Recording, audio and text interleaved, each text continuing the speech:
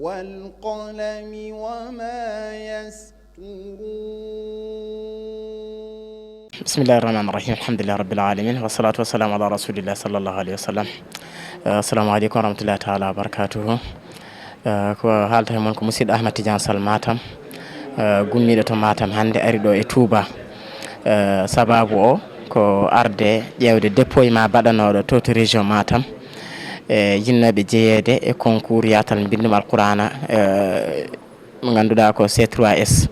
en ardi ɗum Serigne Seck, eɗen ñagonomo Allah nde Allah nawrata société o yeeso, Allah waɗa hen ndenka muɗum.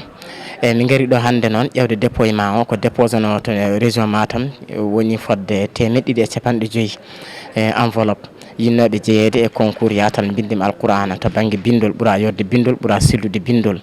ɗum adduno min hannde alhamdulillah bil alamin e nder 250 ɓe sohla hen ko 16 mon 18 personnes ko ɗum sohla e 250 ɓe. min ƴeewi foof noon alhamdulillah Allah newni 18 personnes ɗi dañama, 16 fodɓe jeeyede e concours ɓe dañama, ɓe ƴeftama. heddi ko goto foof nodde wiye ko ñalawma naggam aɗa foti arde an aɗa jeeya e concours ɓe. heddiɓe ɓe ƴeftaka ɓe kadi eɗen ñaago Allah kadi kamɓene yoɓe mbat feere ɓe tinno e jangde he, ɓe tinno e bindol ngol. ndewno sa wi concours tan to banggue bindol ko softinde yimɓeɓe janggoɓe ɓe ha mbawa ekkitade bindol no moƴƴi, ndewno wawde jangde ko banggue, wawde bindol kadi ko banggue.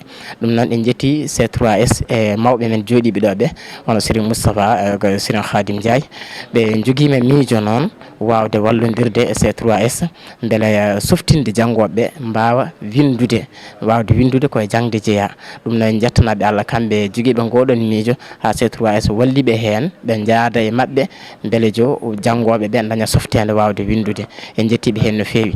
eɗen gordino ɗo hen coordinateur régional hono Ousmane Dia, ko kañum ardi golle ɗe. ko ɓuuri hewde ko jiiɗon ɗo ko liggey makko e darde makko e haajuji makko e hammuji makko, min woni ballodiro e makko. ko ɗum woni ko adduno min ɗo hen hannde. ko weltare mawde wodani min hen e C3S. en mbawno wadde tan au niveau national ɓe ƴewta ren Touba en, kono ala ɓe mbi ko ɓayde ko yaatal bindum alqur'ana, woni yañude bindol alqur'ana. donc sa wi yañude noon ana waɗa hen région ngaji foof.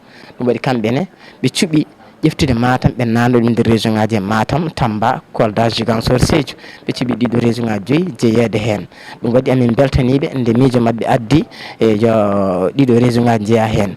weltare men ɓurde mawnude hen rawane nde mbaɗi toon concours nde ɓe dañi hen najaha mawɗo, ɓe dañi hen softede mawde ha ko ganduɗa hikka yinno hen foof ɓeydi keewal ngal ganduɗa kañumen nde wonno jii weltare ɓuural gongal hen ngal aduna ɗumen softede ha mbawi déposé goto foof en yiiɗi jeeyede hen hannde e concours yatal bindum alqur'ana. amin ñagonoɓe Allah nde Allah nawrata société o yeeso, Allah kadi hokkaɓe cellal wonde judde balɗe. assalamu aleykum. min garno hannde tan ko ƴewde lettre uji bindaɗi ɗi e nder région mo Matam, woni 150 lettre to région mo Matam e région ngaji goɗɗi ndendi ɗum foof.